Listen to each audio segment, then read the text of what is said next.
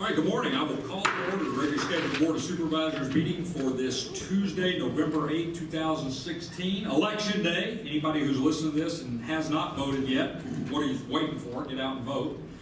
First item on our agenda, as always, is we honor America with the Pledge of Allegiance. I pledge allegiance to the flag of the United States of America and to the republic for which it stands, one nation, under God, indivisible, with liberty and justice for all. Well, thank you and good morning. First item on our agenda is public comment number one. It's an opportunity for members of the public to address topics on today's agenda. Anybody wishing to do so, come right up to the microphone. And seeing no one moving to the microphone, we'll move right on to agency reports, and we've got RSVP here today. Good morning. Good morning. Good morning.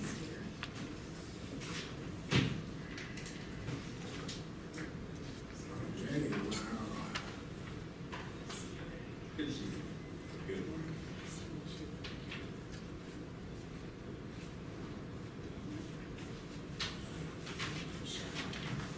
Notice you tried to stay away from the camera, huh? Good morning. Good morning.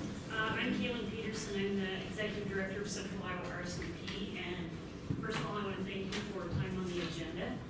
And also thank you for all of your support that you've given to our program over the years and your support of senior volunteerism. So it's always a privilege to be able to share our annual report with you every year. So you've got that in front of you.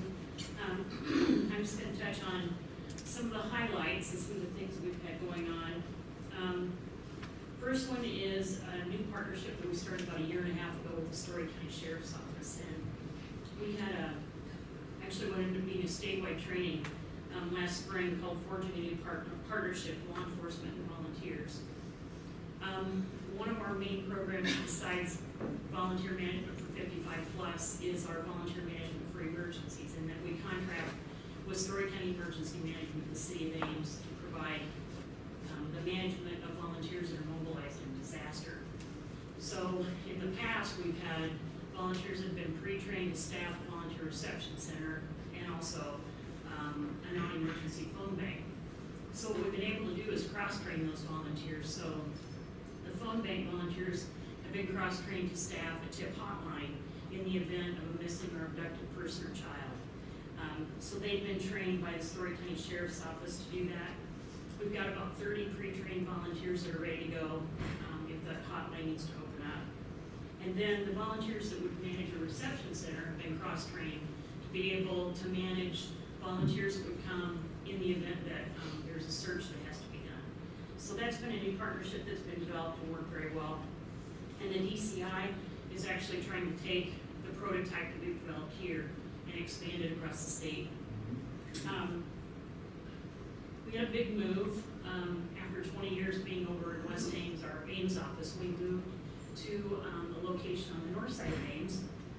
It's been a great opportunity for us because we now are sharing space with the Volunteer Center of Story County.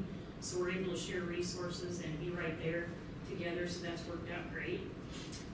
On the inside of the report is the breakdown of the different volunteer assignments that we've been working towards engaging volunteers in. One at the top of Healthy Future, so in addition to our volunteer management services and our disaster or emergency services, we also manage a volunteer driver transportation program. And, this past year we had 57 volunteer drivers that assisted 122 citizens getting primarily to and from medical appointments. That's our main goal. I would say probably 90% of our clients are elderly individuals that are living at home or living independently and just need transportation services they can no longer drive. So it's really become a pretty important service to a lot of those folks that want to stay in their homes as long as they can. Well, and having 1,600 hours into this program. So remind us, Kaylin, how long have you guys been providing this? Since 2010. And how has it? How have we seen it grow over the years? It's grown quite a bit. Yeah. Feels like the numbers I'm seeing here, it didn't feel like we were anywhere close to 1,600 hours last year. I think we were somewhere around 1,400. Okay. It's leveled up a little bit, but the first 3 or 4 years of the program, it just skyrocketed. Right. so those volunteers are also driving 21,175 miles. They're using their own vehicles, their own insurance. The only, we don't, and we do this, the trips, there's no charge for, but we do accept donations. And a lot of our clients do want to donate so that they can sustain the program. We do reimburse our volunteers for mileage. Some of them don't request it, or sometimes they request it if it's a longer trip. But we've seen the number of locations that we have trips requested to grow pretty good. We have 39 locations in Polk County where we've had Story City residents needing to get to, and so that's been growing.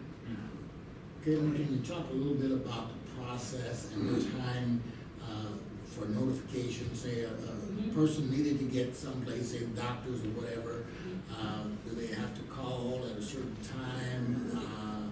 And then you have to match up availability of drivers. Just kind of walk us through that just a little bit. And then the other question was, what if there are people listening to the recording and they had an interest? How do they contact you about wanting to also volunteer their time? Okay, that's great, good questions. We do, when our clients come to us, we do ask them to fill out an application or registration form.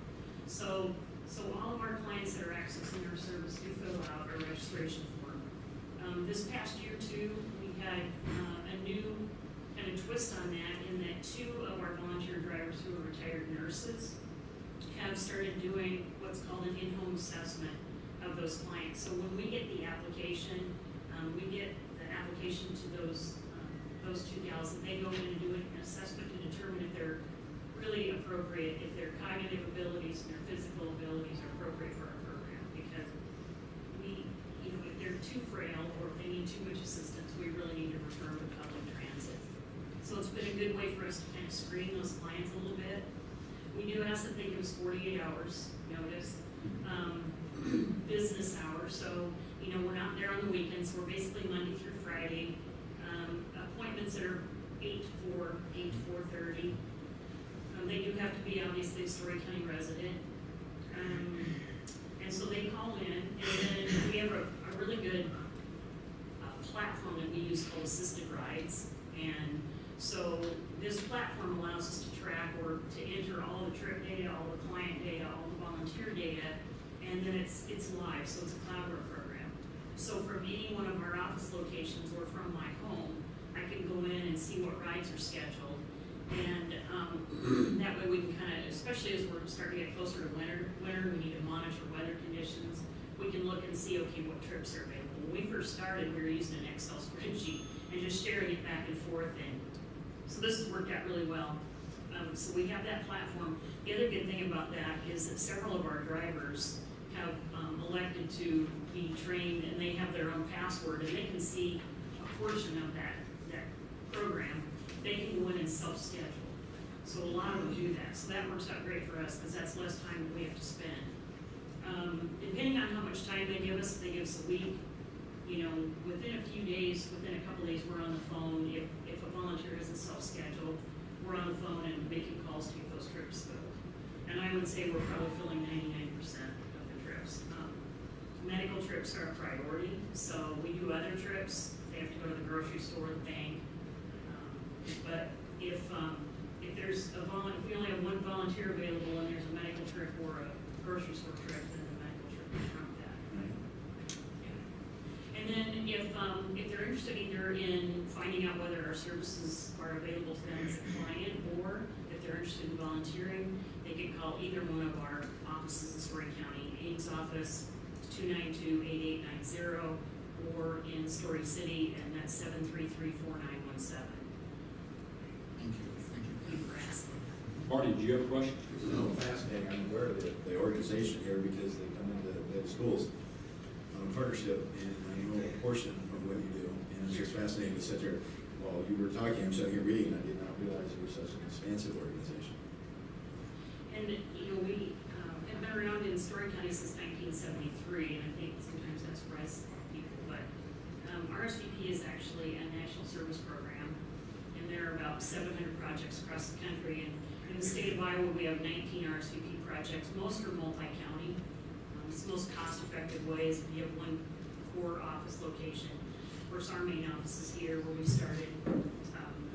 We also cover Marshall County and then Hamilton and Webster as well. And on the back too, you might look and see under final thoughts, the total number of RSVP volunteers who were mobilized were 1,027. That is in the 4-county area. Here in Story County, it's right around 600, so well over half of that pool of volunteers is here in Story County. And it shows you the hours served, and then the monetary value is based on the independent sector for the state of Iowa's value of an hour of volunteer service. And then it talks about our funding sources. Of course, the only criteria we have for our volunteers is that they have to be 55 or older, and other than that, that's the only requirement. Well, I say it every time you come, we are so lucky to have RSVP and really proud that the Board of Supervisors can play a small part in making sure that RSVP is a vital organization going forward. Thank you for everything you and your volunteers do. Thank you very much, again, for your time. Thank you. Or if you have any questions after you look through all this, I'm sure Here's you'll what I go always, over it. okay, here's my takeaway you asked. Okay. You know, when you talk to these organizations, great, small, where the county has an effect on where any organization is for a city, what would be the one thing that your organization would like to have if you had a wish list? I mean, I've been asking in a forum, if you had one wish, I mean, you can appreciate this, if you had one wish to grant, what would it be? What would be your organization's wish? I mean, what would you like to see the communities that we call Story County do for your organization to make you succeed? Well, you know, I mean, I'd love to see those numbers all the way around me more, you know. I mean, the volunteer numbers, obviously, you know, we're always out there recruiting, and that's constantly something that we're doing. You know, I really do feel pretty fortunate in that when we've lost a couple staff that were longtime staff this past year, and we've been able to get new staff on board that have just been exceptional. So I feel very blessed that we have a really good, committed staff. The volunteers that we have are just outstanding. You know, obviously, every year you look at your budget and you think, you know, you just make it work and figure out how to make it work. And it does get stressful sometimes, but, you know, I mean, I think it would be silly to say, well, yes, if we had more money, we could do more things, but obviously more volunteers. I'd like to see our transportation program even be further developed, because I think that there are people out there that have needs that maybe aren't aware of it yet, even though we've been around since 2010. So I think that's something I would like to see grow. And then I think also our disaster program, I would like to see what we did here in Story County, working with the Sheriff's Office and DCI. I think it'd be great to be able to see that duplicated in the rest of the state. And I know that's not a county thing here, but I think that would be a pretty cool thing to be able to say, hey, you know, the Sheriff's Office here, and RSVP started that, so. Yeah, and so important to remember, is specifically for transportation, how that dovetails so nicely with our C2C plan and the transportation components therein. We need to keep RSVP in mind and the possibility of growing that program more to help alleviate some of those needs. Thank you very much. I think those clients, I think we could have 300 clients very easily if, you know, if we were out there. And, you know, then there's staff time that goes into that and resources to develop that program too. But I would say that would probably be, of the three main services, the one that I could see growing the most. Yeah, so I mean, you look at, so for a guy like me, I look at return on investment, and when you think about that we're basically getting volunteer hours to the equivalency of 26 full-time people for the amount we're putting in, it is such a wise investment that we're making in this program, and thank you for your leadership on it. Put a bang for the buck, right? Exactly, yeah. All right, thank you, everybody, thank you. Thanks. Let's see, we're holding minutes till next week, so consideration of personnel actions as listed for. Move approval as submitted. Second. Got a motion and a second. Clint? Aye. Chitty? Aye. Sanders, aye. Personnel actions passed. Consent agenda, board, please add road closure 1724 and utility permit 17037. Move as presented. Second. Motion and a second. Chitty? Aye. Clinton? Aye. Sanders, aye. Consent agenda passes. No public hearing items today. Additional items, receive and open bids for Hickory Grove Park shower building / storm shelter. Mike Cox. Mike, how are you doing today? Good morning, gentlemen. Oh. Good morning.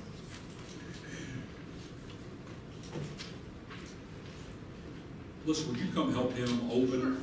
If we got, sometimes it's a two-person job. We move Shelley, you said keep them in this order, And their face own. order, Please, is that right? please.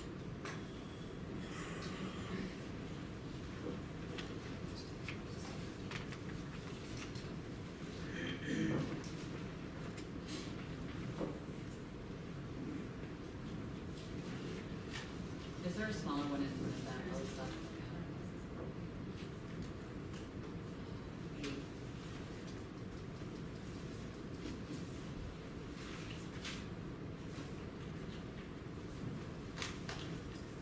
I think everyone should have a bid form. It will not be opened in the, necessarily in the order, it's on a bid form.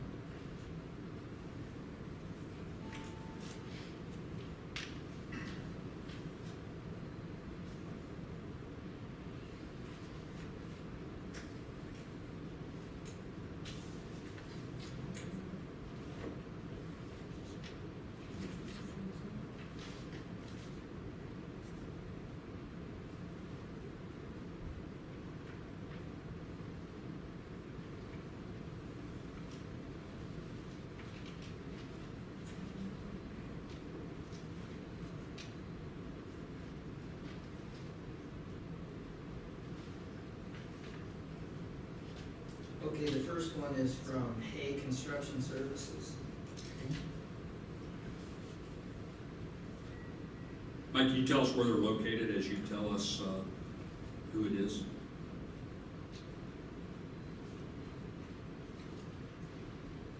This one is Marshalltown. Okay. I believe it's the fourth one over on the Yep. bid sheet.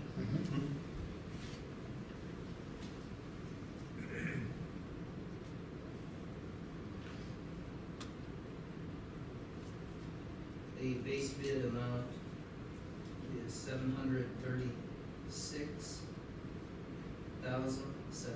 even.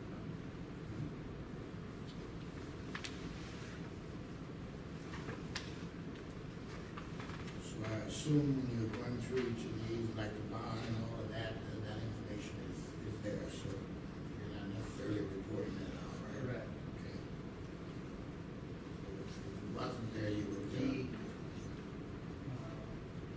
alternate number one is $18,900 even. okay.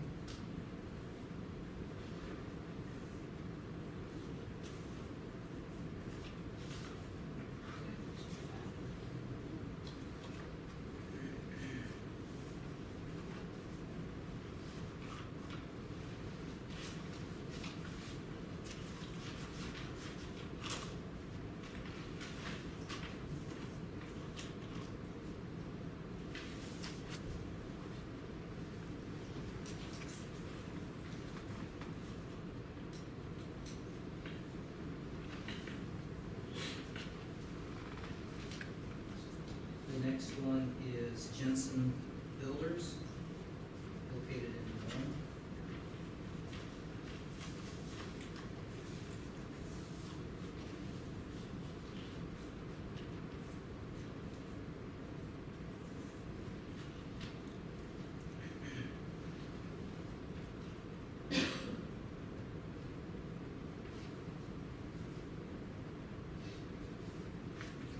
The Jensen Builders, base bid is $835,000, $550 even.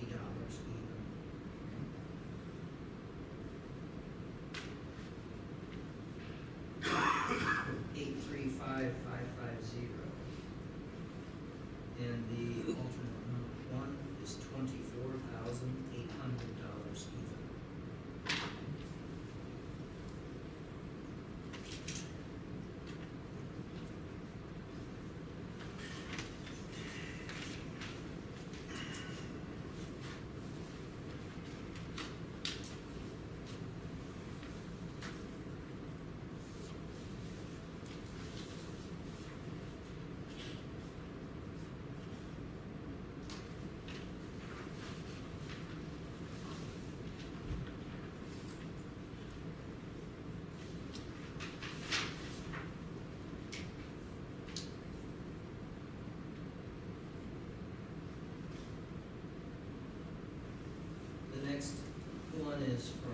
HPC LLC. Cheryl Pike. That's Yep. Cheryl Pike.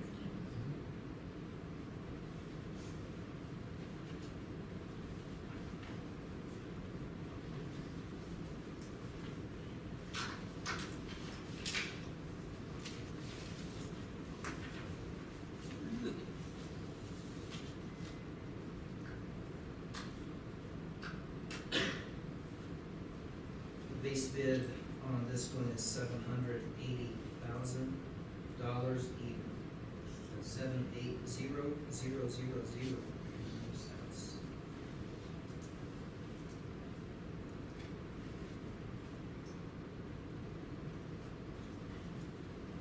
Alternate number one bid on this one is $28,000 even.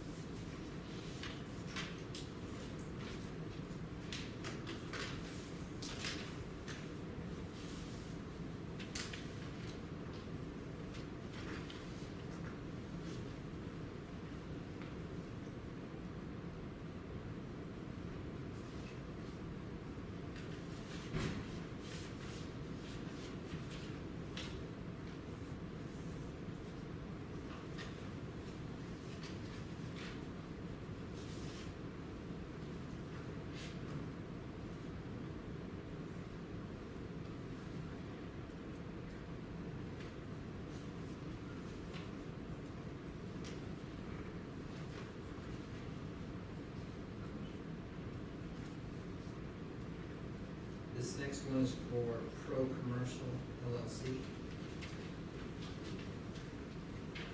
Where are they?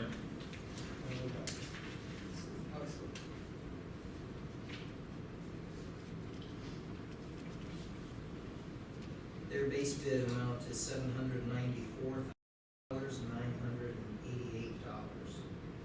$794,988.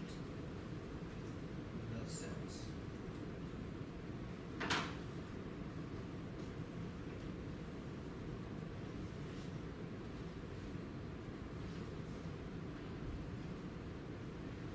Alternate number one bid is $21,375. $21,375.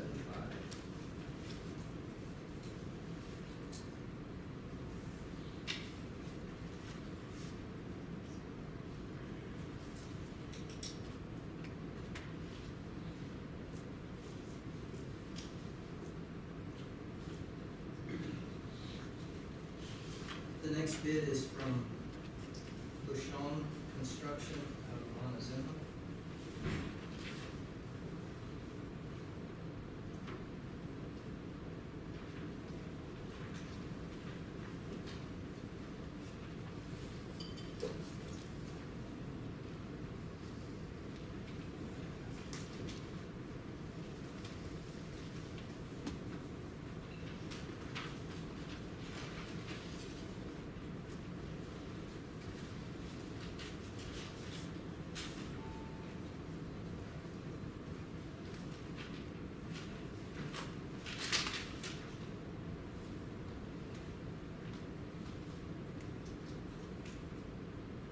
The base bid is $820,000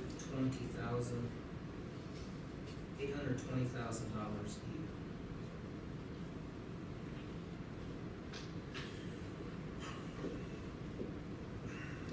Alternate number one bid is $33,200 even. 33200 even.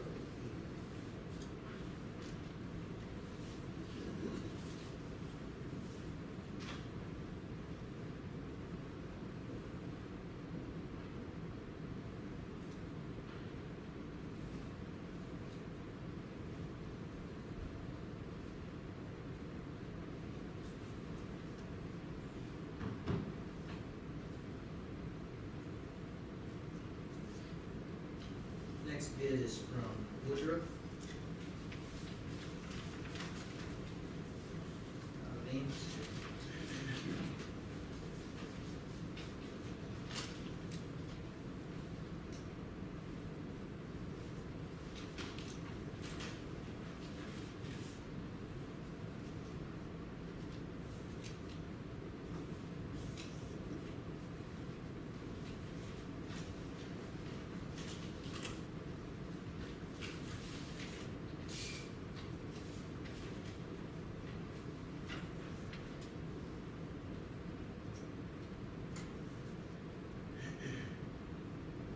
The base bid amount is $712,400, 712400.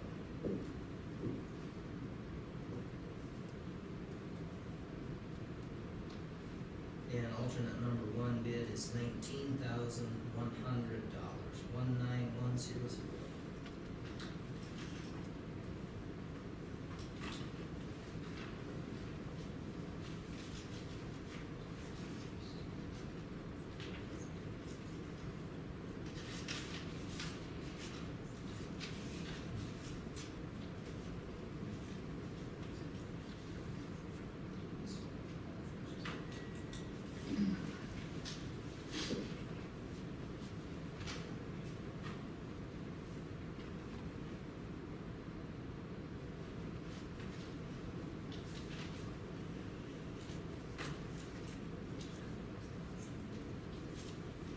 And the last one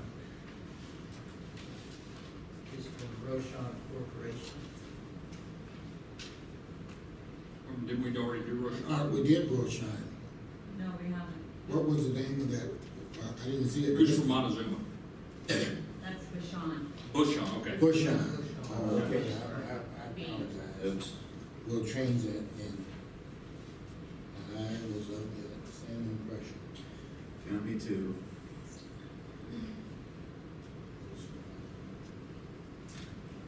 Where are they located? Urbandale. Okay.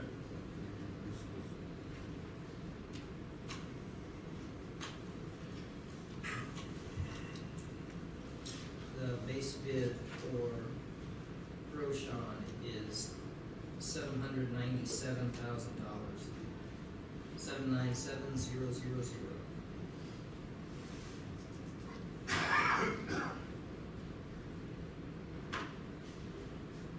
And the alternate number one bid is $22,000 even, 22000.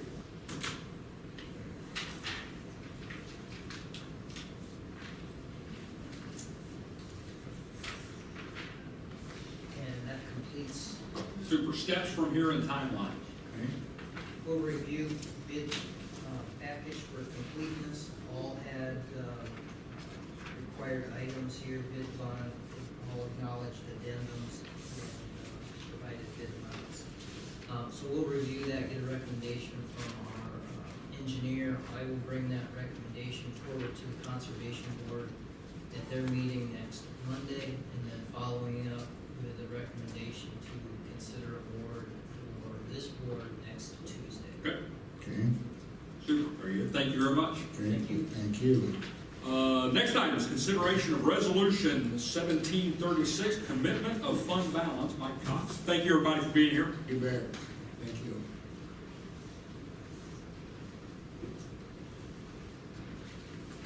All right, Mike, we got a check for $1.6 million from Energy Transfer Partners. And it's based on environmental mitigation to some of the impacts that the pipeline coming through Story County had, specifically on our Heart of Iowa Nature Trail.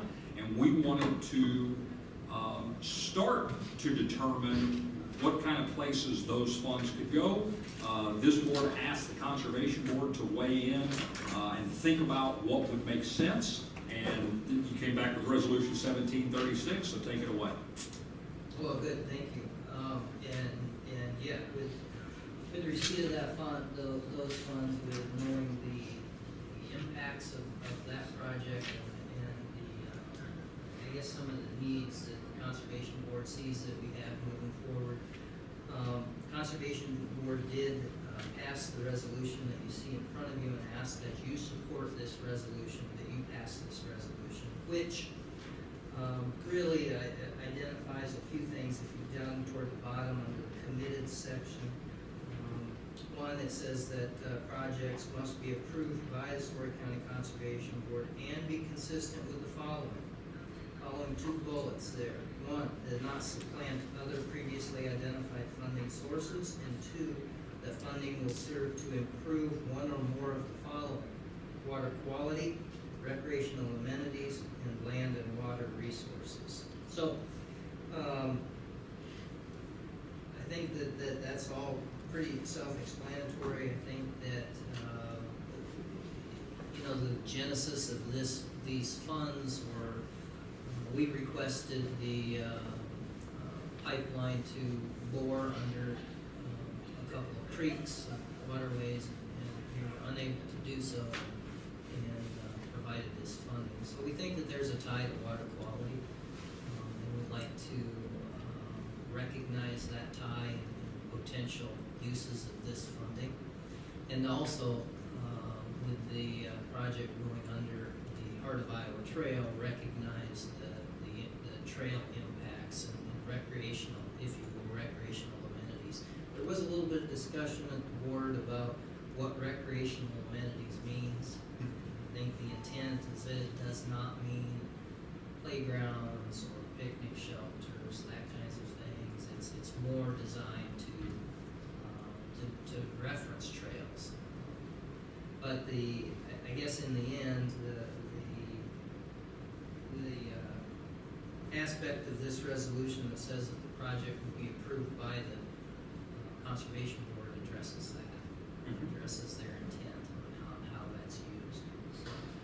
So, in the end, the board was very supportive of putting this money toward unmet needs, recreational and again, our resource, land and water quality, et cetera, in the county, and that it not be used for projects that we've already got funding sources for, or already previously identified funding. Well, yeah, so I mean, for me, this just puts a period on the end of this conversation between the Board of Supervisors and Energy Transfer Partners involving conservation. But it's this board that came to this arrangement with Energy Transfer Partners, and I believe that this board had a very specific intent, and that was to do exactly what you're saying. Make sure that this funding went toward conservation practices, some specific subcategories within conservation practices to be determined by the Conservation Board, and not intended to supplant existing funding, but intended for us to be able to do more than we would otherwise be able to do. And to me, if this resolution passes, this is just this board kind of putting a period at the end of that sentence and saying, this is what the intent is, and we move forward. Questions for Mike? I think if it's this board or a different board in 2017, it would be wise to take the advice offered up by the Conservation Board. And I don't disagree. One of the true joys about being here in the short time that I have has been this. And while we see the pipeline coming to a conclusion, we know that we have a brighter future because it actually did come through because of this. My question to you, Mike, is that we did on an open trenching through these two streams. And we did not want that to be, you spoke rather eloquently both in private conversation and in the meetings that, you were at. I mean, on a subsequent basis, I mean, have you had any follow-up observations of these two streams to give you comfort the fact that they were done, or they've, I mean, I'd like to know the status of them today in your eyes. Sure. And that's a good question. I did have some follow-up visits, and the pipeline company made some, what's the word I'm looking for, but they consented to do a couple alterations in their design to minimize the impact on streams. One was to lessen the width of their footprint across the stream in the riparian area, down to, if I'm remembering correctly, 85 feet, as opposed to their normal width of 150 maybe. I don't quote me on that number. But anyway, big reduction in the swath, if you will, of their footprint, and they did do that. They made a commitment to replace material in stream banks, replace it going back in as it came out. So in other words, surface stream bed material goes on top, and what they drag out of the bottom of the trench goes back on the bottom, and they did do that. And so those are the things those are the observations we know that they did. And so, to the best of our ability, we know that they lived up to their intent and to their, what they said they would do in crossing those streams. As it relates to crossing the trail, they honored the agreement there as well, and really had minimal impacts to that trail as they bored under the trail, and then also matted the equipment as it crossed the trail, and so yeah, we don't have any concerns that they did not meet the obligations that they set forth. Very good. Yeah, a couple points on this as kind of we start to close out this portion of our relationship with the Dakota Access Pipeline. And that is the two streams in question both wholly existed on private property. It wasn't public property that we're talking about. So the impact that the Board of Supervisors could have from a legal perspective was limited. They did meet all their obligations to us in crossing the Heart of Iowa Nature Trail. And anecdotally, we had several staff members who might, and I think, Mike, you were there for one of these, that were informed that Story County was the most stringent in terms of of any of the counties they dealt with, the most stringent in requiring that they live up to their obligations. So I believe, and I've believed all the way through, that this board did exactly what it was supposed to do in protecting Story County, in negotiating the best outcome possible for Story County, and then holding the pipeline company responsible to live up to those obligations. And again, I think this is the period at the end of the sentence on that. Wayne, anything to add? You know what, you took everything I was gonna say, so. I felt like you were gonna say that. I think Oh, you got something else, I'm Yeah. sure. Other than to say that it was a outstanding discussion at the Conservation Board when the resolution was discussed.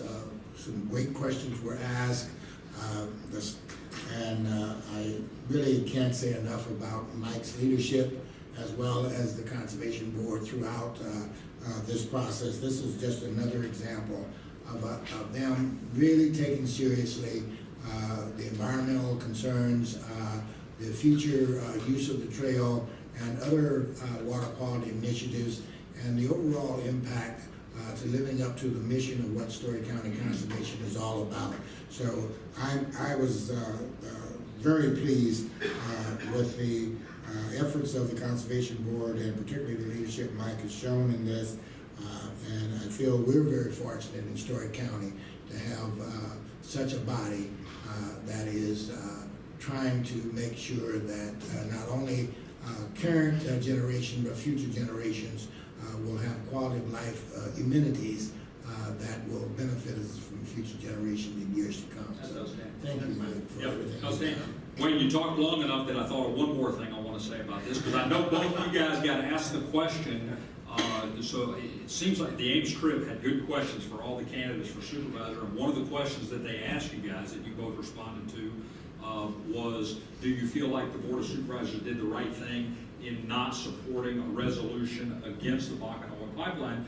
The fact that it seems to be left out every time we talk about this is we actually considered two resolutions that day. We had a resolution presented by ICCI opposing the pipeline, and we also had a resolution presented by ABI in support of the pipeline, and we took action on neither because we didn't feel like it was the Board of Supervisors' place to weigh in on deals that were already made by private property citizens. We felt like our responsibility was to do the best we could for Story County, and I think that got missed in this entire conversation this fall. And so I wanted it on the record.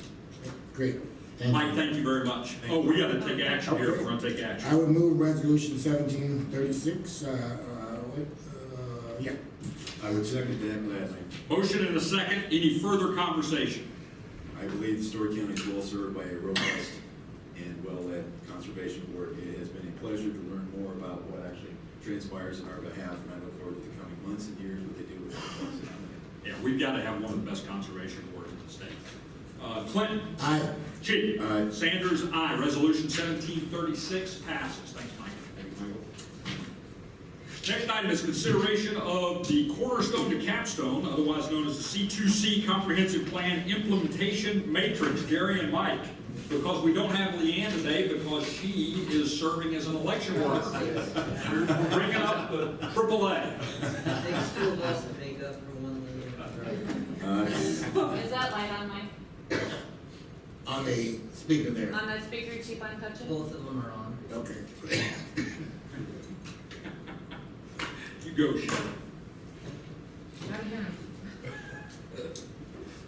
Okay, it feels good to be at this juncture. We went through the comprehensive planning process, C2C. It was about a 1.5 year long process. It involved a lot of great input from the citizens, from staff at the county, great input from the boards and commissions. And so we're here today with a document called C2C Implementation Matrix that addresses everything that we need to think about and do to implement that great plan. So the plan was adopted by the Board of Supervisors June 7 of this year, so it's already been 4 months. Planning and Zoning Commission did recommend approval of this implementation matrix on November 2 at their meeting. The Story County Conservation Board approved the implementation matrix October 10 at their meeting. So the purpose, or the first steps, is to establish a solid implementation process. The implementation matrix prioritizes how we move our vision forward. It gives us our to-do list, tracks our progress, reports our results, and provides opportunities to grow with the vision that we have. We provide a list of acronyms for persons who are reviewing this document that may not be familiar with the terminology that we're using. Organization-wise, it identifies action items, key tasks, timeframes, responsible departments. Some of the tasks have multiple departments, so we're going to be working together. Planning and Development's going to be working with Story County Conservation on several things. We're going to be working with the Engineering Department. And so there's a lot of cross input on some of these activities. And it also addresses budgetary implications. Timeframes, some of these things are going to be short-term, or they're considered immediate timeframes, 0 to 2 years. I know with planning and development items, probably 3/4 of those things are intermediate action things. There's a medium time frame of 3 to 5 years. There's a long-term time frame of 6 to 10 years, and then there's things that we're going to do annually or on an ongoing basis. First chapter, living guide. Many of those items are under the Board of Supervisors purview. I'm not going to go through every one. Leanne did an awesome job when the Planning and Zoning Commission met with the Board of Supervisors. But just to pull out a few of these, develop and adopt the C2C amendment process. Leanne started an ordinance on that, worked closely with our department. We have a conceptual review meeting that we're going to do this Thursday with the departments and solicit input from them. It's also being reviewed by the county attorney's office. Provide semi-annual updates on C2C at quarter meetings is one thing that's identified. Foundation, it's kind of the subject or activity areas that are identified in the comp plan. Again, we pulled some of those things. One is complete a comprehensive review and update of the land evaluation and site assessment. We have a really good, solid system, but we think we can make it better, and so we're going to be tackling that. Develop a density-based zoning program. This will be a new ordinance that will be adopted to give some more flexibility in some of the subdivision regulations that we're going to be preparing. Continuation of foundation, draft healthy homes, design guidelines. These are things that might help homeowners to make their homes more energy efficient, like window treatments, insulation, things of that nature. Conducting meetings with school districts is identified. Again, several of these are Board of Supervisors activity items. Some of these are planning and development, environmental health. Audit regulations to determine whether we have smart development practices. This is planning and development and emergency management activity. we're gonna be working on, language to maybe help provide guidance on, staying away from floodplains, better erosion control practices, landscaping on perimeters of developments. Parking standards, right now we have a maximum standard, we may be looking at doing minimum requirements. And then maybe providing some benefits for maybe sharing parking, so that you can share needed space. Resources and recreation, I'll turn it over to Mike. So one thing I'll mention, you're all very familiar with the whole document here, and the implementation matrix does not attempt to pull out all of the action steps that are identified in the C2C. The action steps that we're already engaged in aren't specifically referenced in the implementation matrix. So this identifies those things that we haven't begun yet. And just to give you an example, we've got one of them in the natural resource and recreation chapters, develop a water quality outreach and education tool. And we say we're going to do that in concert with the board of supervisors, so we'll be working with Leanne to do that. Time frame we say is immediate, and so we'll start right away. And then it's got a budget figure over there of $7,000.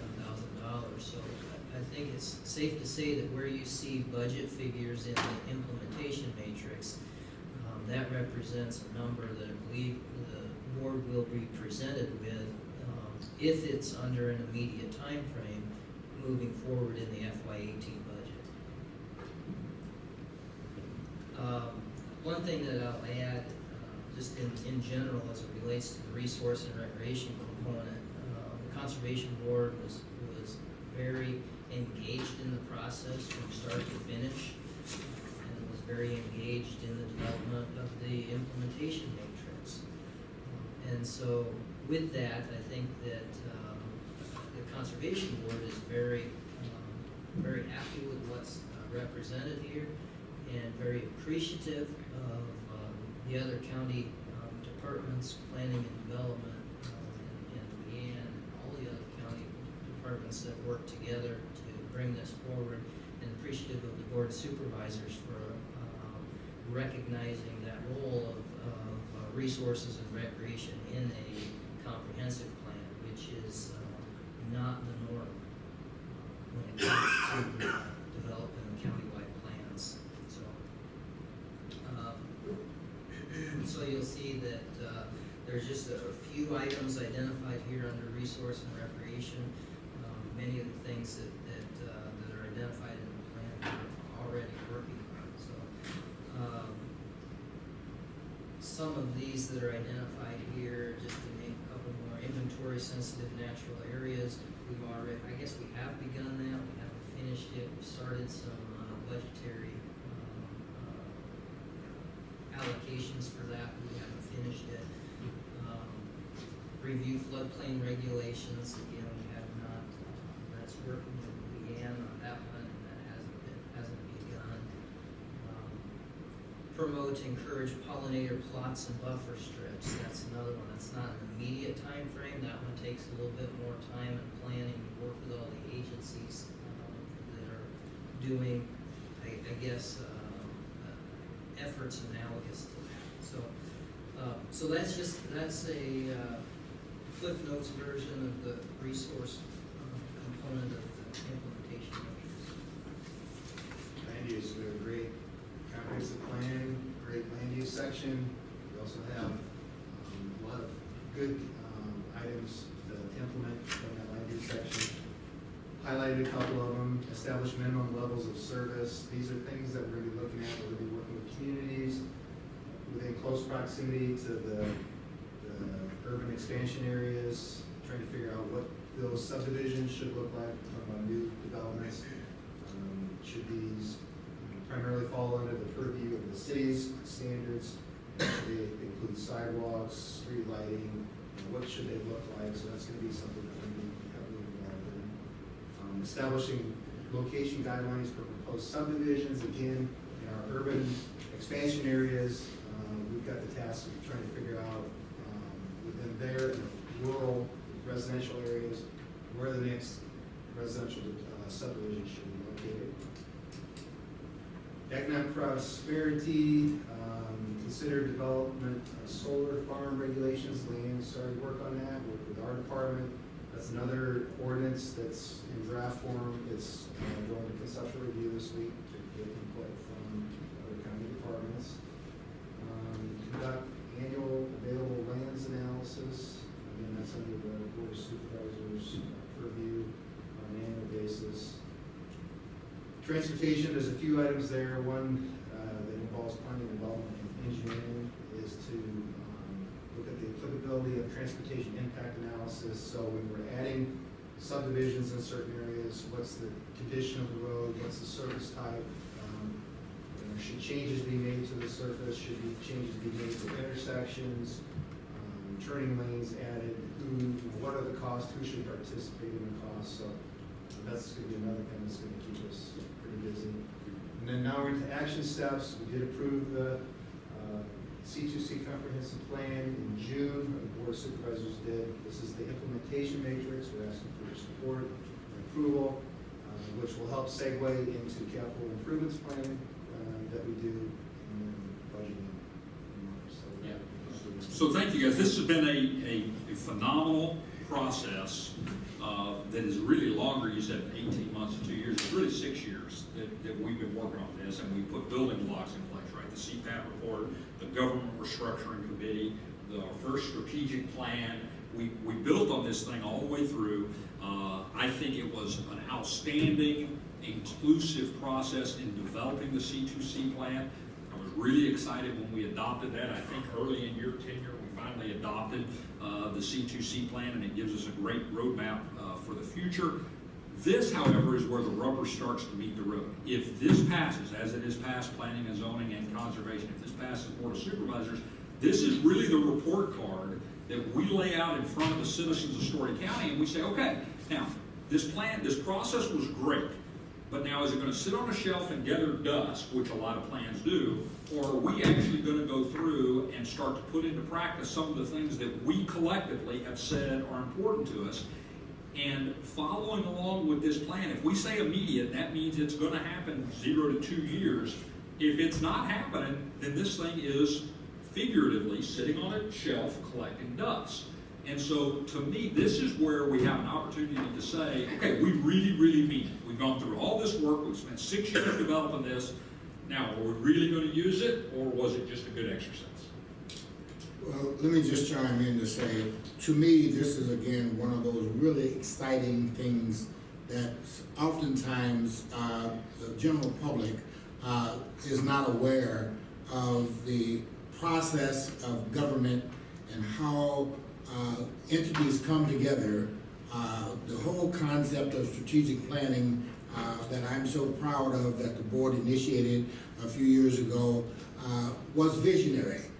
We've always talked about strategic planning. We annually hold strategic planning and so forth sessions, but the actual implementation of those plans is sometimes forgotten.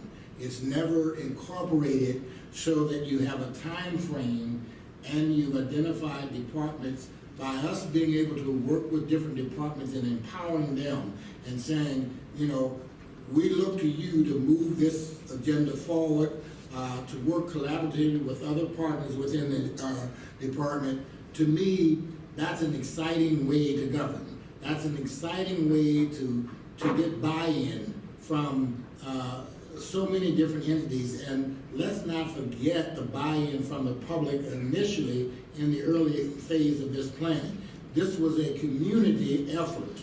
And so the citizens that volunteered to be part of this early planning, you know, are now in a position, as Supervisor Sanders just said, that we have a blueprint for how we move this plan forward over the next several years.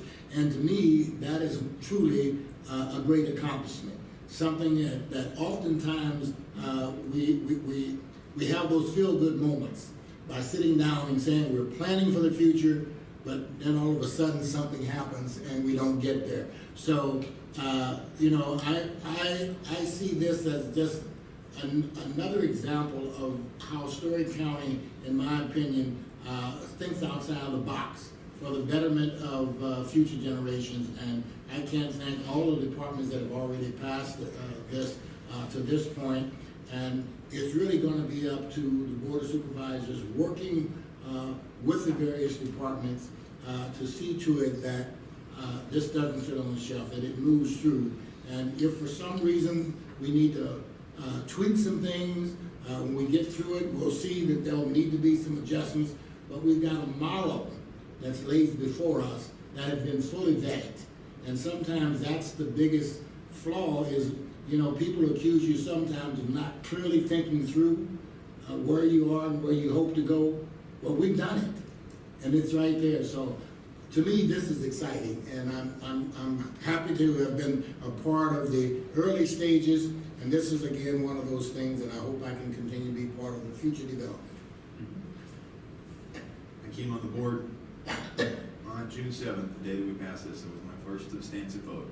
I will tell you that it is something I speak with a great deal of pride, and it usually leads me into trying to explain to the best of my ability. So I have been fortunate in my time here to be part of that story. I have 2 years ago, I was a contributor on the school board when Leanne was bringing this out of the ground. Now I sit up here and I'm a very fortunate person to be an implementer, and I look forward to doing that.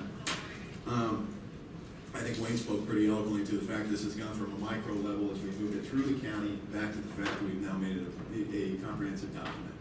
Is it done? Certainly not. Rick pointed out the fact that it's bad on us as a county, not just as Board of Supervisors, that we don't move to use it, refresh it, and implement it as we see things change.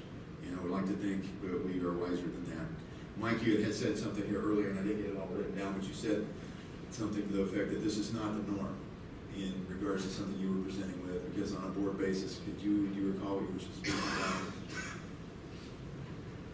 Yeah, it's just that the breadth with which this document and the implementation plan addresses the county's natural resources is unique among all other counties as far as I'm aware. And I've reached out to several of my counterparts in other counties, and the other counties don't have documents like this that address those components. So in their comp plans, it's I believe one of the smart planning elements, but isn't given the level of attention that we did through here. So does that answer your question? That gives me. This is a comprehensive plan that is truly comprehensive. I mean, you know, we looked at every nook and cranny to try to make sure that we're addressing what's going on. And the reality is, it is completely fair for the Board of Supervisors, whatever the makeup is, the Board of Supervisors to be judged based on how we go forward and implement and practice the plan that so many people have worked so hard to put together. Anything further? I have no questions. I appreciate it. All right, so then we're to consideration of the implementation matrix. So move. I would second that. We have a motion and a second. Any further discussion? Just again to thank everyone that was associated with this. Absolutely. Well, they're the representatives today, but a lot of people worked really, really hard. I was so impressed with the buy-in that we got. So many times these things happen in silos, and this one seemed to happen really broad-based perspective, and I think we got a lot of different viewpoints represented in there. Clinton? Aye. Chitty? Aye. Sanders? Aye. Implementation matrix passes, Board of Supervisors. Thank you, guys. Thank you, guys. All right, now the main event. Departmental reports, IRVM, Joe Quaker. All right. Joe, wake up. I'm good, I'm listening. I'm on it. Looking forward to hear what you brought us at the end of the day.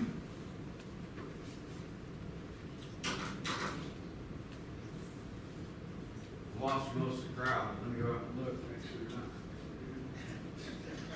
Nobody there. It's on the trip now to get it out.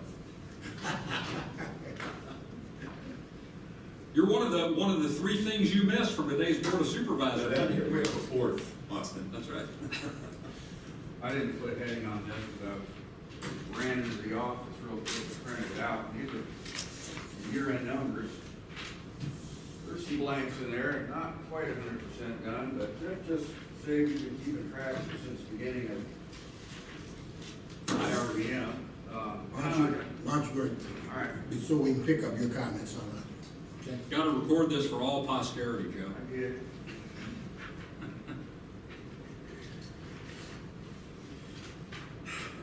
Joe Quaker, Story County Conservation Roadside Manager. Vegetation Management Biologist.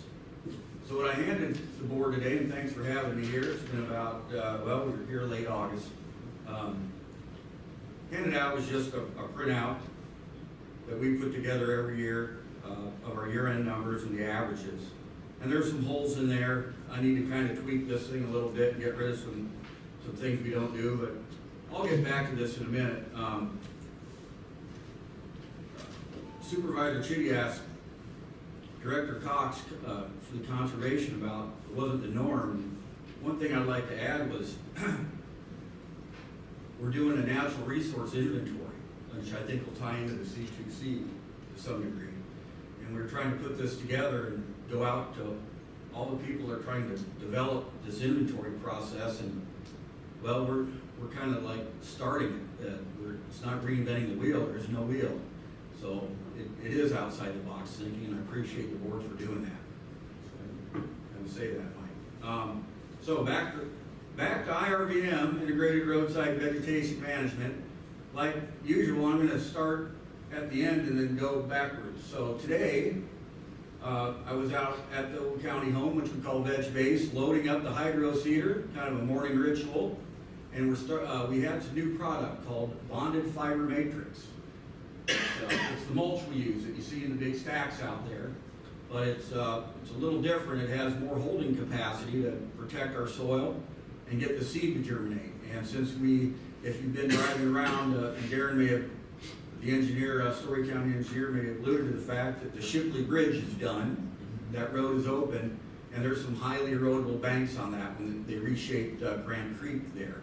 And so we're seeding that as we speak, although Tyler said it's a little windy on the north side, so I think they're just spraying the south side today to get seed. We have about another 20 work orders, open work orders on planting to do, and the county's still digging. It's obviously been good weather. As I stepped out this morning at about 5:45, it was dark, but I did hear some geese going over, and so I'm assuming we're gonna get some weather sooner or later. But we're enjoying it now. We're enjoying it now. Going backwards, the brush, I know you guys are going to be interested in the brush spraying that we did. We had some contracts on the board agenda back in August. Those folks wrapped up within the time frame, the first couple weeks in September, which is perfect. We were able to put a little more money in and get them to do a few more roads. One would have been George Washington Carver. That is a wide right of way, a little tougher to get to, and a lot of brush on that. So that helped out. And again, this brush is below 10 feet tall within the right of way that they spray. And we also got Lafayette Township. So I'm letting the board know that between the in-house, the Story County Roadside Department, and the contractors, we did all 4 tiers of the county in the south and moved up to get Lafayette Township and a couple other roads. So we're back on track. We feel good, and I think we're just going to keep going south across the county and keep that up. With the spraying then, this plant here is called bush honeysuckle. It has the little red berries that the kids want to eat. You don't tell them to eat it, you know. But right now, a lot of them have red berries. This one didn't. I retrieved this out of the Hertz Woods on South 11th Street, where the CCI crew's working today to do some hand harvest on other good seed. But this one, shade tolerant, was planted, was recommended by the USDA as a good ground cover back in the 50s and the 60s. A along with another plant called,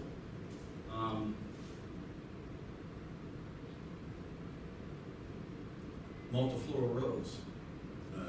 Okay, so, the former director of Story County Conservation, Steve Letko, planted this stuff. So I cut a bunch of it the other day and threw it in his yard. And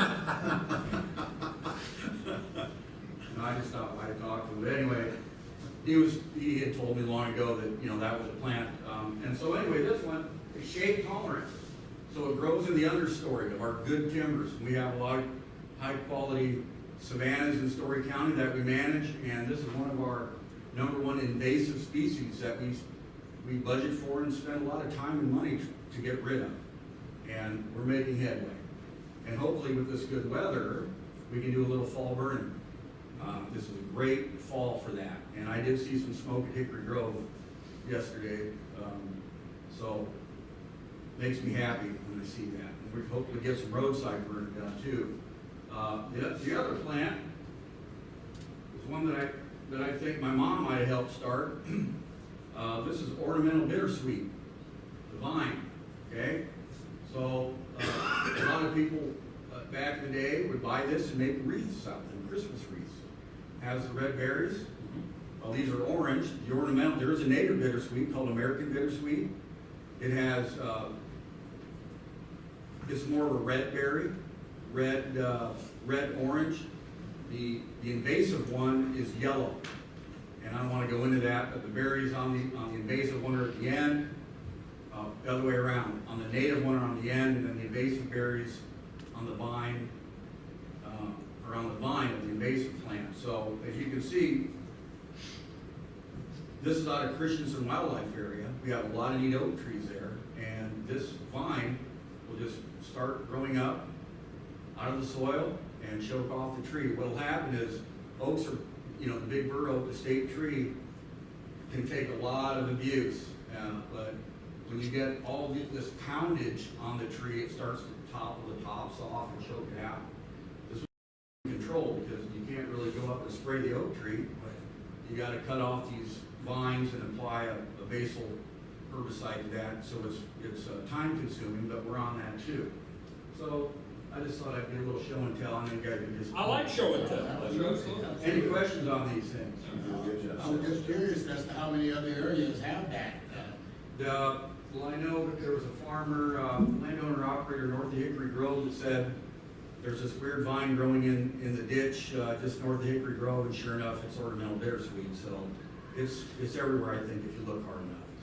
I don't know if it's in Robinson Acres or not, but yeah, I'm pretty sure it is. So it's around. Honeysuckle's everywhere. There's mention. Right. So Amy Yoakum actually found this ornamental bittersweet a couple years ago. And so, but it's been here for a while. We just had to open our eyes a little bit, and it's just not Story County, it's statewide. Right. A lot of these plants just took off, and once they get a stronghold, it's hard to get after. So we've talked about spraying. Next, going backwards, was the harvest. Supervisor Chitty, you may have been out at the county home to see all those combines laying out there. Yeah, I checked on you. I'll tip the one back up. I just took the loader and tipped it over to get the part off the bottom. I'm getting too old to crawl underneath it. But so harvest went fairly well, thanks with the help from Story County Conservation, Mike's staff and the roadside staff. We hit it hard. The numbers aren't in, but it went fairly well. We could have had an earlier frost, it would have helped me out. But and again, that seed goes into our wildlife areas. We have some more to do at Jeanette. We have some more to do at Jordan Acres, and there's this one place called the Iowa State Research Park. I don't know if you've heard about that one, Haven't heard anything about it, Joe. but there could be some seed going in there. So this isn't all the seed for those areas. It just helps supplement the budget quite a bit to get that seed on the ground. And again, it's native. It's seed that you really can't buy anywhere else. Hand harvest is still going on, so we do have some hand harvest seed collecting still in progress. In between that, Mike's chained me down to the office the last 2 weeks. We're getting budget done, staff reports, looking at some possible living roadway trust fund grants coming up. which you'll hear about more later. I will advise the board that we did put in for a request, because it was due on last Friday, on what we call the ICE-T. I'm not quite sure what the acronym stands for, Interstate Transportation Act Enhancement C, I think, for 30 acres, which that'd be a grant, and you know, it saves us quite a bit of money, $500 an acre to get that grant come through. So that is seed that we use in the roadsides to supplement what we harvest. All right, to the year-end numbers, just quickly, I don't want to bore everybody, but we start looking at some of these things, and I always hit roadside plantings, and again, acres at 39, averages 41, it's the sites. You know, Darren's crew is out there fixing the culverts and the intakes and the drainage from the rain. You know, you add 200% more. If the average was 51, we get 70, 68. There's a little more driving with that hydro seeder, so a little more driving around, hitting the areas, but the acres stay the same. If you cruise around, you can just keep going through for your own good and look at some things. We didn't do a lot of burning, and I think I've alluded that fact in the past. That was one thing we used to do a little more of. We're going to try to amp that up a little bit, do some more roadside burning. Very good. The miles sprayed for weeds, average 261, we're down a little bit, and it showed. I mean, we had a little more pressure, we had a little better weather for weeds. This fall's, you know, I haven't looked at the long-range forecast, but we'll address that come next weed season. And the brush spray does not incorporate the contractors, okay? That's just in-house. Okay? The big thing is equipment rentals. Wow, we did 1,100 acres with that equipment, and looking at some of the things I saw in the PowerPoint earlier about filter strips and protecting Story County's soil, clean air, and water, it's just a huge program. I need to thank the board right up, you know, honestly, for supporting that and renting our equipment out that other, you know, no one else has this equipment. We're not competing because the landowners know that we have these special no-till drills, and my phone's a hotline for that at the time being, and we are geared up to do about another 300 to 400 acres this fall. Now we worked with, you know, the NRCS and the FSA to do this. We thought there was going to be a cap on CRP, which was lifted. They reorganized, restructured a little bit, so the continuous CRP, like filter strips and buffer strips, are still ongoing, which is great, because that means what I've always whined a little bit about is getting access and getting, you know, to our drainage districts, but more than that, buffering those things as they need to be, in my opinion. I did not know that when I printed this off, you can see the drainage district maintenance revenue received, but the next line would have been what we billed out. And we're holding in there. 18,000 for 2016 fiscal. We're doing what we can. Yeah. So, Well, we're doing more than we were doing. oh yeah, we're working it in, and we're going to switch gears soon. We need to get some planting done and a little burning, and working the brush program in between that. We're hoping in the next couple of weeks start back up and start logging grant number 5. Is that right, Mike? Yes, grant 5, which is over by Shipley. That's about it, I guess. The only thing I threw on here that I just wanted to touch with Wayne again, I'm on track to do the ISAC training in December. Yeah, yeah. We're really honored. You know, I'm fortunate to be on the ISAC Supervisors Exec Board, and we plan sessions for county supervisors of the 99 counties. And one of the topics came up about one of the counties being challenged with their weed control and herbicides and different types of things, and felt that with a lot of the new supervisors coming on board within the last few years, we needed to have someone come in. And obviously Joe was one of the people that I opened my mouth and said, you know, I think I can talk Joe into coming. And then one of the other members said they also had a weed commissioner, And so we wanted to get a combination of a very small county and then one of a large and mid-size. And so we're really excited, Joe, that you're gonna be there to share your expertise with county supervisors and so forth. So looking Cheers. forward to it, and I'm gonna be very proud to be able to introduce you. Well, good deal, yeah. And I looked at the ballot this morning, I didn't see weed commissioners elected official, Glad to hear you voted, but Joe. it's all good. Right. Joe, just so you, before you go, Yes. you were talking about the people leaving. There's a fine young lady sitting right there in front of Alyssa. That happens to be my daughter. Oh, very nice. And, you know, she came up from St. Louis, you know, there is a special day today, and she wanted to be here. So Mike Cox is our conservation director, Danielle, and Joe, our roadside vegetation, and then, of course, Drew Camp back there with our economic development program and some of the special projects that we do, so. that Feel was good. our meeting. Joe, thanks. She works for St. Louis County government, Joe. All right, one more. Yes. Two things. Congratulations on all the volunteer hours this year. What happened there? You really jumped it up. Seed harvests, and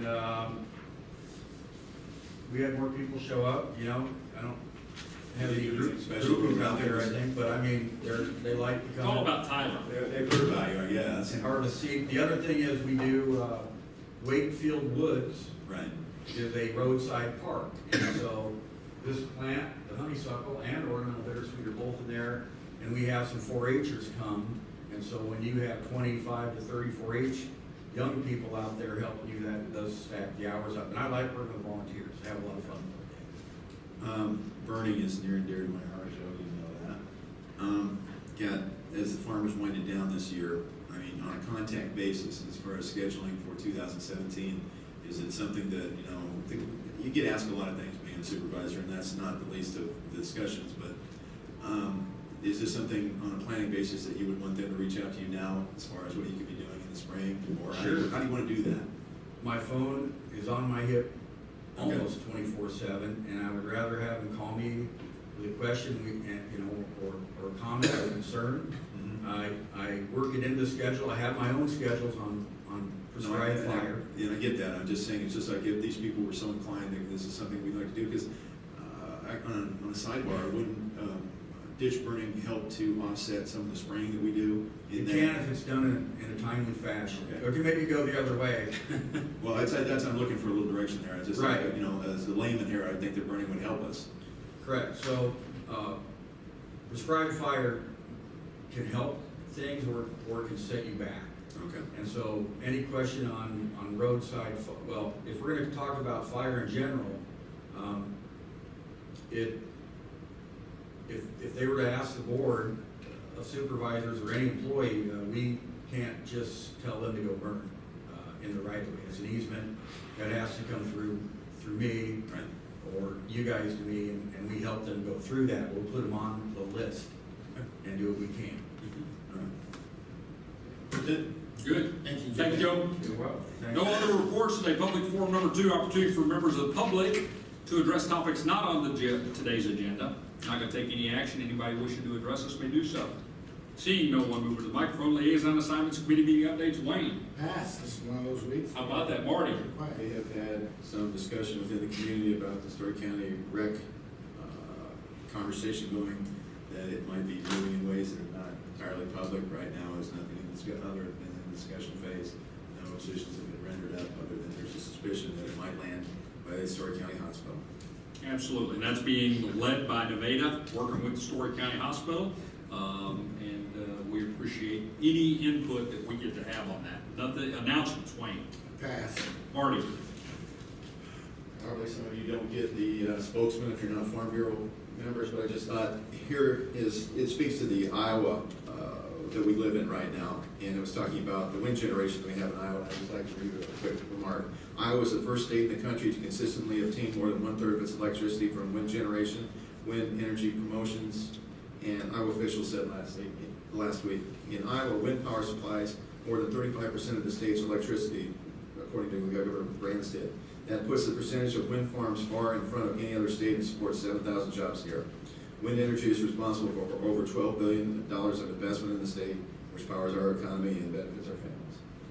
Just so you know, we are. And Story County was the absolute leader in that. Only one of us was sitting here when Story County took the lead you make this on that. But Story County was the absolute leader for the state of Iowa, and it's thrilling to see how that's gone, Wayne. And congratulations to you and the previous board for putting that in. Anything else? Take a motion to adjourn. So moved. Second. All those in favor say aye. Aye. We're done. Thanks, everybody. Thank you, thank you.